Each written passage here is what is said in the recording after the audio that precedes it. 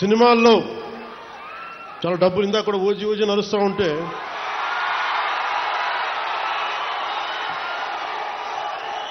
OG లాంటి సినిమాలు మనం 2004 తర్వాత కొట్టేవాళ్ళం. కానీ సినిమాల మీద నాకు దృష్టి లేదు. నాకు సమాజం మీద ఉంది నా దృష్టి. ఈ మధ్యన మీరు బాధపడుతున్నారని చెప్పి కొంచెం దృష్టి పెట్టాను ఓజీ గురించి. మరీ రాజకీయం సమాజం అని మమ్మల్ని ఏడిపిస్తున్నాడు, మమ్మల్ని తలెత్తుకోలేకపోతున్నాం మన అభిమానులందరూ మాట్లాడుతూ ఉంటే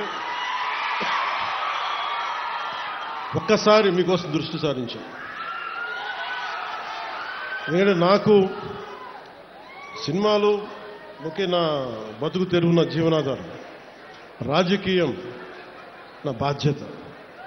నా దేశభక్తిని చూపించుకోవడానికి, నా సామాజిక బాధ్యతను నిర్వర్తించడానికి నేను ఎంచుకున్న బాధ్యత ఇది.